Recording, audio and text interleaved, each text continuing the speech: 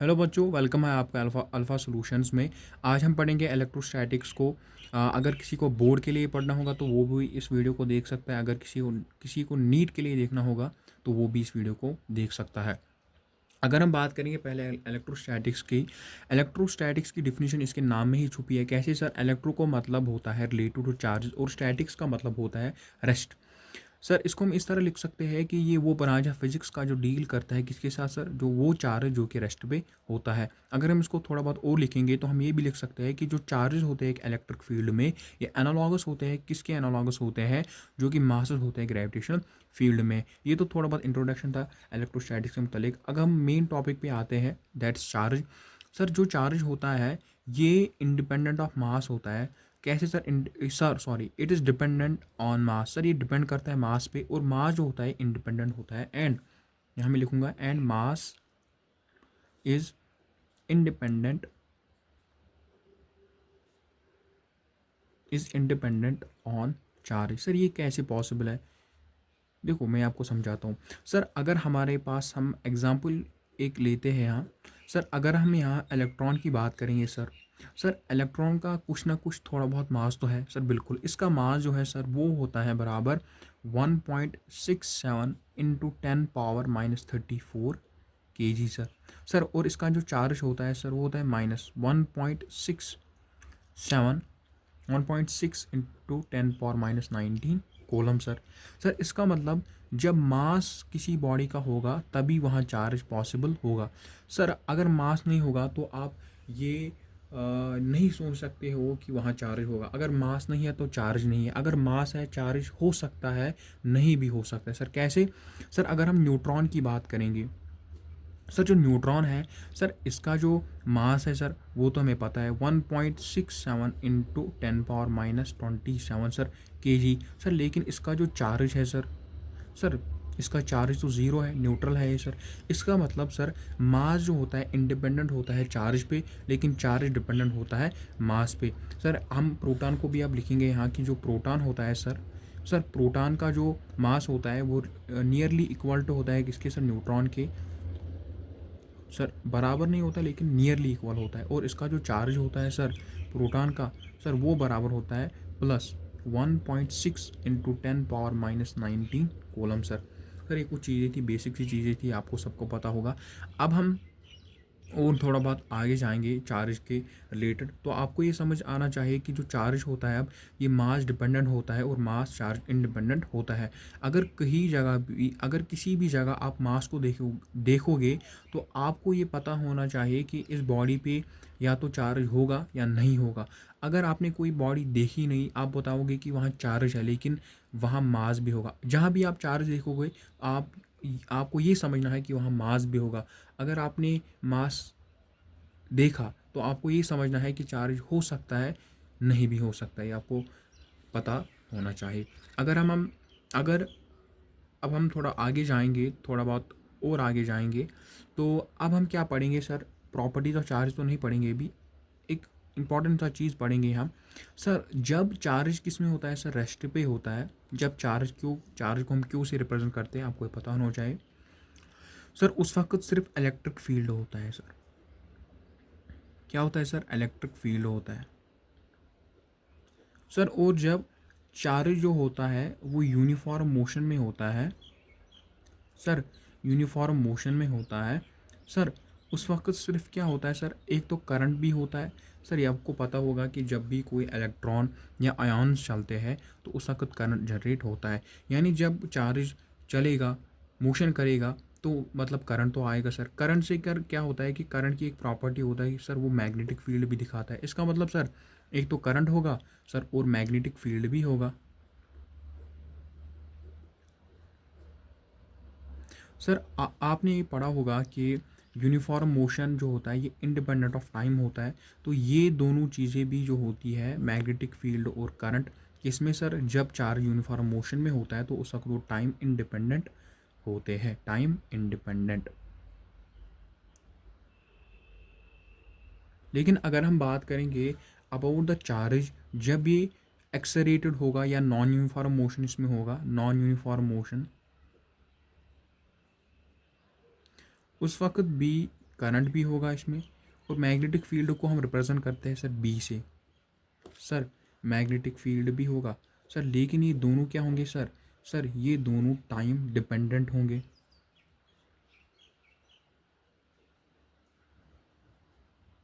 Time dependent sir. Sir ये कुछ बातें थी रिलेट टू चार्ज सर। फिर से मैं इसको रिपीट करता हूँ कि जो चार्ज होता है ये डिपेंड करता है सिर्फ मास पे, लेकिन मास इंडिपेंडेंट होता है चार्ज पे।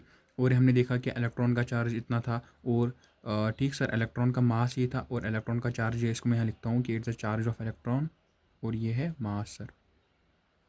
सर इसी तरह न्यूट्रॉन का हमने देखा कि इसका मास था और इस पे चार्ज जीरो था। सर यहाँ प्रूव हुआ कि जो मास होता है ये इंडिपेंडेंट होता है चार्ज पे, और प्रोटॉन का चार्ज मास होता है 1.67 इंटू 10⁻27 kg, और चार्ज होता है ये सर।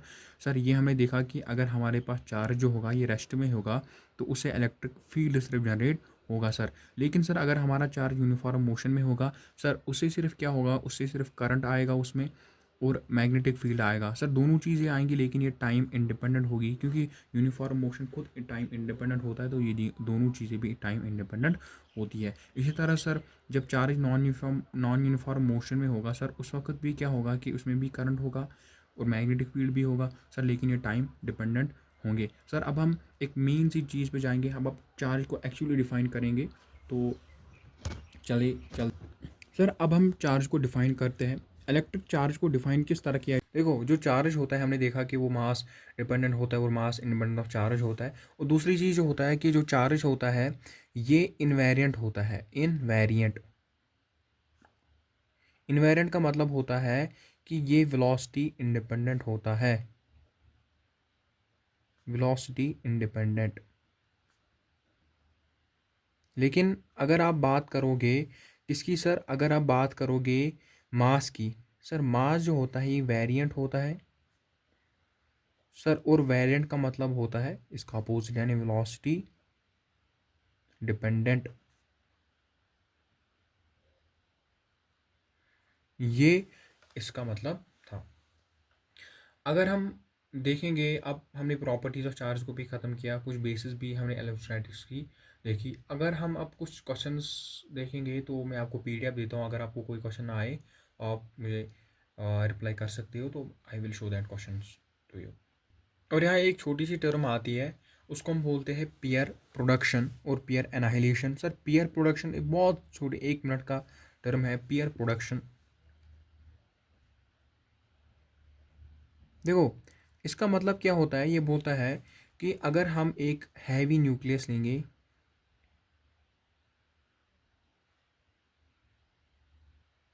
ठीक, इस हैवी न्यूक्लियस पे हम एक प्रोटॉन को छोड़ेंगे, एक प्रोटॉन को, सॉरी एक फोटॉन को, नॉट प्रोटॉन, फोटॉन, एक फोटॉन को इस पे हम छोड़ेंगे। आपको ये पता होना चाहिए कि जो फोटॉन होता है इस पे चार्ज ज़ीरो होता है। जब हम इसको हैवी न्यूक्लियस पे छोड़ते हैं तो यहाँ से दो पार्टिकल्स निकलते हैं, एक तो इलेक्ट्रॉन निकलता है, दूसरा निकलता है पॉजिट्रॉन। पॉजिट्रॉन का मतलब होता है कि उसका मास सेम होता है एज दैट ऑफ इलेक्ट्रॉन, लेकिन चार्ज अपोजिट होता है एज दैट ऑफ इलेक्ट्रॉन, यानी इनका मास सेम होगा लेकिन चार्ज अपोजिट होगा। अब पीयर एनाहिलेशन क्या होता है? देखो, पीयर प्रोडक्शन का मतलब, जो पीयर प्रोडक्शन होता है वो होता है फोटॉन पे हैवी न्यूक्लियस पे छोड़ा तो यहाँ से दो पार्टिकल्स निकले, कौन सा? Electron and positron. अब पीयर एनाहिलेशन इसका उल्टा होता है कि अगर हम इलेक्ट्रॉन और पॉजिट्रॉन को हैवी न्यूक्लियस पे छोड़ेंगे तो यहाँ से हमें फोटॉन पार्टिकल निकलेगा। इस तरह पीयर एनहाइलेशन। एनहाइलेशन इसका मतलब ये होता है कि अगर हम एक हैवी न्यूक्लियस है, आप यहाँ लिखना फिर, अगर हैवी न्यूक्लियस पे हम इलेक्ट्रॉन और पॉजिट्रॉन को छोड़ेंगे तो यहाँ से हमें एक फोटॉन पार्टिकल निकलेगा। तो ये सिंपल सा इंट्रोडक्शन था रिलेटेड टू द चैप्टर। अगर हम इसके बात करेंगे, इसके बाद क्वेश्चंस आते हैं कि कौन सा चार्ज पॉसिबल है, कौन सा चार्ज पॉसिबल नहीं है, तो वो हम आगे देखेंगे नेक्स्ट वीडियो में। सिर्फ हम क्वेश्चंस करेंगे, तो यहाँ तक आपको क्लियर होना चाहिए। देखो बच्चों, अब हम बात करेंगे about the definition of an electric charge के मुतालिक। हमने इसका बेसिस कुछ कंप्लीट किया था। अब यहाँ लिखा गया है कि इलेक्ट्रिक चार्ज जो है एक फिजिकल प्रॉपर्टी है एक मैटर की। देखो देखो हमने पहले ही देखा जो चार्ज होता है, हम चार्ज को क्यू से यहाँ रिप्रेजेंट करेंगे। चार्ज जो होगा ये किसी बॉडी पे होगा, किसी बॉडी पे, आप समझ लो कि एक बॉडी है, इस पे चार्ज क्यू है, ठीक, और इस बॉडी का कुछ मास भी होगा। ठीक, अगर हम इसको आप समझ लो कि यहाँ कुछ इलेक्ट्रिक फील्ड है, इसमें ये इलेक्ट्रिक फील्ड लाइंस है, तो अगर हम इस चार्ज क्यू, इस बॉडी को जिसका चार्ज क्यू है यहाँ रखेंगे, इस पे एक फोर्स लगेगा, कोई भी फोर्स हो सकता है, वो रिपल्सिव फोर्स होगा, वो अट्रैक्टिव फोर्स होगा। तो ये जो फोर्स होगा इस बॉडी पे, ये ड्यू टू चार्ज होगा। इसको हम चार्ज को इसी तरह डिफाइन करते हैं कि चार्ज की वजह से जो चार्ज होता है किसी बॉडी पे, उस बॉडी को जब हम इलेक्ट्रिक फील्ड में रखते हैं तो उस बॉडी पे एक फोर्स एक्सर्ट होता है due to the electric field. क्यों क्यों होता है? क्योंकि उस पर कुछ चार्ज होता है। ओके सर, ये एक्चुअली चार्ज की डिफिनीशन है। और जो चार्ज होता है एक इंट्रिंसिक प्रॉपर्टी है। इंट्रिंसिक का मतलब होता है कि ये एक्सटर्नल फैक्टर्स पे डिपेंड नहीं करता, जैसे कि टेम्परेचर है, प्रेशर है, इन सब पे डिपेंड नहीं करता है। ठीक, अगर हम बात करेंगे अब चार्ज की, हमारे पास टू टाइप्स ऑफ चार्जेस होते हैं, टाइप्स ऑफ चार्जेस। ठीक, टाइप्स ऑफ चार्जेस जो है वो दो तरह के होते हैं, पॉजिटिव और नेगेटिव। पॉजिटिव पहला चार्ज जो है उसको हम बोलते हैं पॉजिटिव चार्ज, और दूसरा जो है वो है नेगेटिव चार्ज। देखो, अब इसके बाद हम और चीज़ें पढ़ेंगे प्रॉपर्टीज़ ऑफ चार्ज के मतलब। ये भी एक प्रॉपर्टी है कि टाइप्स ऑफ चार्जेस दो है, पॉजिटिव चार्ज है और क्या है, नेगेटिव चार्ज है। ठीक, अगर हम बात करेंगे अब इन चार्जेस की, तो हमने देखा है कि जो पॉजिटिव और नेगेटिव चार्ज है, ये जो टर्म थी सबसे पहले इसको यूज़ किया था एक साइंटिस्ट ने। उस साइंटिस्ट का नाम क्या था? उस साइंटिस्ट का नाम था बेन फ्रैंकलिन। उस साइंटिस्ट का नाम मैं यहाँ लिखता हूँ, थोड़ा बहुत बोर्ड में आप इसको एक्सटेंड कर सकते हो कि इसको इस तरह साइंटिस्ट ने सबसे पहले इस टर्म को यूज़ किया था, बेन फ्रैंकलिन ने। ठीक, ये टाइप्स ऑफ चार्ज जो पॉजिटिव नेगेटिव, इसको सबसे पहले यूज़ किया था बेन फ्रैंकलिन ने। अगर हम अब दूसरी बात करेंगे, स्पेसिफिक चार्ज एक टर्म है जो कि आपको पता होना चाहिए। स्पेसिफिक चार्ज, देखो सर, स्पेसिफिक चार्ज को सिंपली डिफाइन करते हैं, ये रेशो होता है एक मैटर का। इसमें एक्चुअली स्पेसिफिक मैटर लिया जाता है, जैसे कि आयन होगा या सब एटॉमिक पार्टिकल्स होंगे, तो उनका चार्ज डिवाइड पे उनका मास, तो उसको हम लिखते हैं। ठीक, कि स्पेसिफिक चार्ज क्या होता है। देखो, ये स्पेसिफिक चार्ज की डिफिनीशन है कि it is defined as a ratio of charge of ion और sub atomic particle to it is mass. Simply क्या होगा कि अगर हम बात करेंगे स्पेसिफिक चार्ज की, ये बराबर होता है mass divided by charge, sorry charge by mass, sorry charge divided by mass के बराबर से हमारा स्पेसिफिक चार्ज बराबर होता है। ये चार्ज भी उसी पार्टिकल का होगा और ये मास भी उसी पार्टिकल, सेम पार्टिकल की दोनों चीज़ होंगे यहाँ। अगर हम बात करेंगे about the properties of charges की, बहुत इंपॉर्टेंट सा टॉपिक है यहाँ, से क्वेश्चन आते हैं। Properties of charge. देखो, जो प्रॉपर्टीज़ ऑफ चार्जेस है बहुत सारी है, हम दो पाँच छः को डिस्कस करते हैं जो इंपॉर्टेंट है। पहला जो है कि वो है लाइक चार्जेस रिपेल। ये तो आपको सबको पता होगा कि लाइक चार्जेस रिपेल,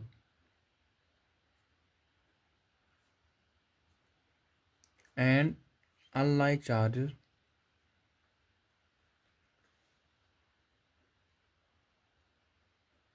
अट्रैक्ट। लेकिन क्वेश्चन में, बोर्ड में या नीट में आपको ये स्टेटमेंट नहीं आएगा कि लाइक चार्ज रिपेल या अनलाइक चार्ज अट्रैक्ट। तो एक क्वेश्चन आ सकता है इसके रिलेटेड, उसको मैं आपको दिखाऊंगा कि कैसा क्वेश्चन इसमें बन सकता है, किस टाइप का क्वेश्चन इसमें बन सकता है। इसमें जो क्वेश्चन है वो इस तरह बन सकता है कि आपको दिया जाएगा, मैं एग्जांपल यहाँ लिखता हूँ कि अगर हमारे पास दो चार्जेस है Q प्लस Q, उनका सम ज़ीरो है, तो आपको बताया जाएगा कि इन दो चार्ज के दरमियान कौन सा फोर्स होगा, अट्रैक्टिव फोर्स होगा या रिपल्सिव फोर्स होगा। ठीक, अगर हम देखेंगे इसको हम लिख सकते हैं कि सर Q बराबर होगा माइनस क्यू के, सर यानी सर चार्जेस अपोजिट है, सर इसका मतलब अट्रैक्टिव फोर्स होगा, अट्रैक्टिव फोर्स होगा सर।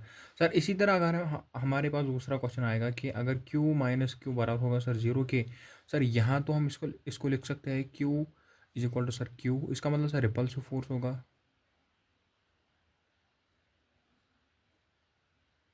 मैं आपको क्वेश्चन डालता हूँ कि आप मुझे बताएं इसमें क्या होगा। अगर आप आपके पास क्या होगा, minus Q equal to zero.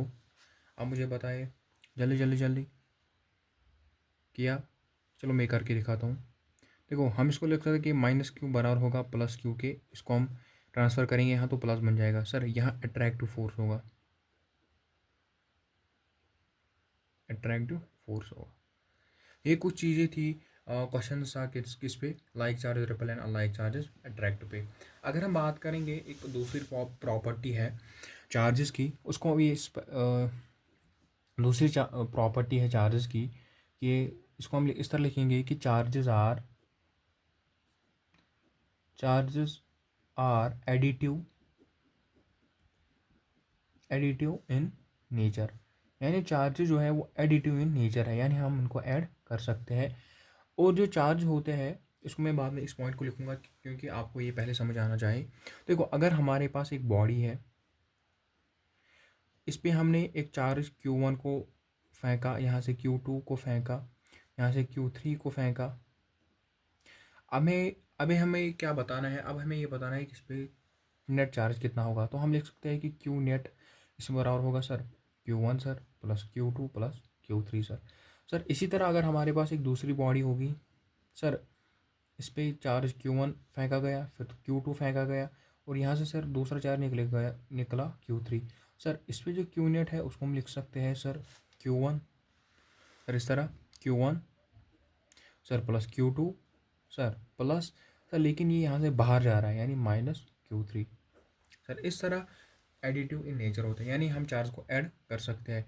यहाँ आपको एक चीज़, एक अच्छा पॉइंट लिखना है कि नो इफेक्ट ऑफ डायरेक्शन, इसका मतलब है कि नो इफेक्ट ऑफ डायरेक्शन, यानी डायरेक्शन का कोई फ़र्क यहाँ नहीं होता है।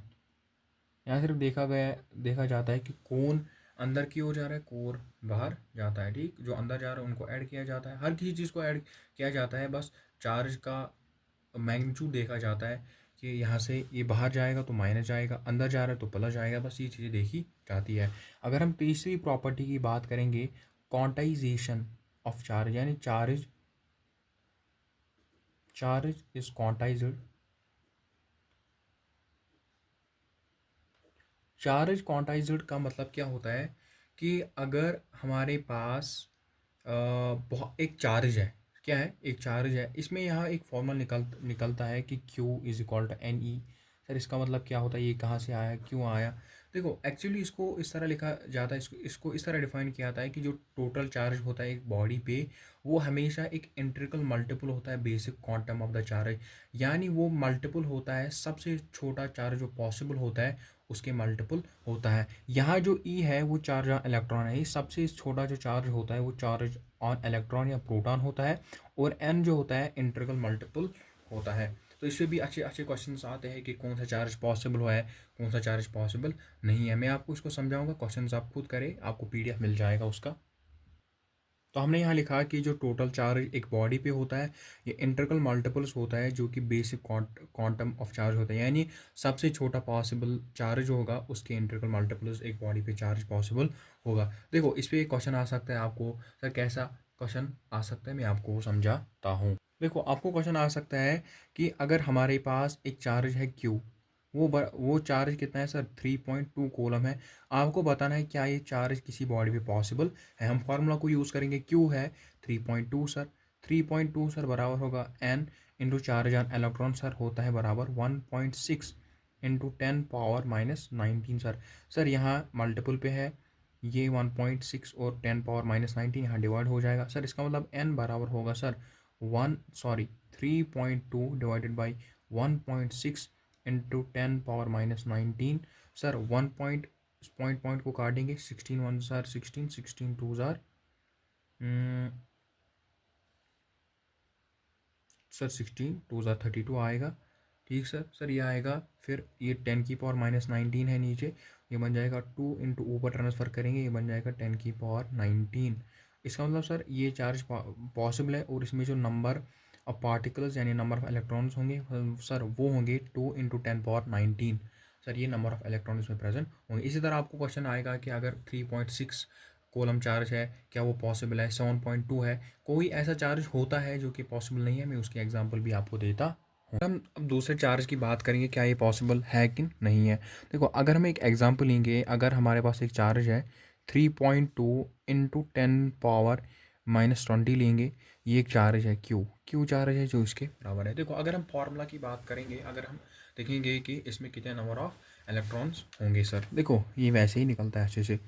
तो अगर हम फार्मूला की बात करेंगे, क्यू बराबर होता है एन ई के, यहाँ तो हमें क्यू तो पता है कि वो है 3.2 इंटू 10⁻⁻20 कोलम, बराबर होगा सर एन, एन तो नहीं पता सर, चार्ज ऑफ इलेक्ट्रॉन तो पता है, वो यहाँ मल्टीप्लाई यहाँ पे डिवाइड जाएगा, ये बन जाएगा 1.6 इंटू 10⁻⁻19 सर। सर ये तो ये कैंसिल हो जाएगा, यहाँ बन जाएगा 1.6 इंटू 2 होता है 3.2 सर, ये बन जाएगा सर 2 इंटू 10 पावर, सर ये -19 ऊपर जाएगा, बन जाएगा प्लस, और +9 -20 में से +19 उतारेंगे तो बन जाएगा -1 सर। इसका मतलब n बराबर होगा सर 0.2 सर। इसका मतलब ये चार्ज पॉसिबल नहीं है, क्योंकि हमें जो n है वो एक फ्रैक्शनल नंबर आया, हमें यहाँ जो n एक सिंपल सा नेचुरल नंबर आना चाहिए, इसीलिए यह n, मतलब इसका मतलब ये 0.2 है, ये है कि जो इलेक्ट्रॉन्स होंगे, एक इलेक्ट्रॉन को आप कुछ हिस्से करो जब तक वो 0.2 बचेगा। क्या ये पॉसिबल है कि इलेक्ट्रॉन का कुछ हिस्सा पॉसिबल है? No sir. हमें ये इस तरह एग्जांपल है कि अगर आप कहीं अंडे लाने के लिए जाओगे, आप उस दुकानदार को बोलोगे कि मुझे आधा अंडा दो, वो आपको ठोकेगा वही यार। ठीक इसी तरह इलेक्ट्रॉन भी आधे में पॉसिबल नहीं है, या तो एक, या तो दो, या तो तीन, या तो चार। इसी तरह आप केले लाने जाओगे तो क्या उसको आप बोलोगे कि मुझे आधा केला दो, या मुझे आधे से भी आधा केला दो, यानी 1/4 टाइम्स ऑफ केला दे दो मुझे, वो तो आपको मारेगा। वहाँ सेब लेना है आपको, तो आप एक सेब, दो सेब, तीन सेब ले सकते हो, आप थोड़ी उसको बोलोगे कि मुझे आधा सेब चाहिए, तो आपको मारेगा, क्योंकि दूसरा वहाँ पॉसिबल है नहीं, वो ख़राब हो जाएगा। इसी तरह यहाँ 0.2 पॉसिबल इलेक्ट्रॉन है ही नहीं, या तो एक, या तो दो, या तो तीन, सिंपल यही वजह है इसका। ठीक, अगर हम और आगे जाएंगे, आप देखो जो चार्ज होता है, हमने पहले ही देखा था कि जो चार्ज है ये डिपेंडेंट होता है मास पे, और मास इंडिपेंडेंट होता है चार्ज पे। तो इसको हम लिखते हैं कि जो चार्ज होता है, चार्ज इस तरह मैं इसको लिखता हूँ, इसका मतलब जो होता है कि जो चार्ज होता है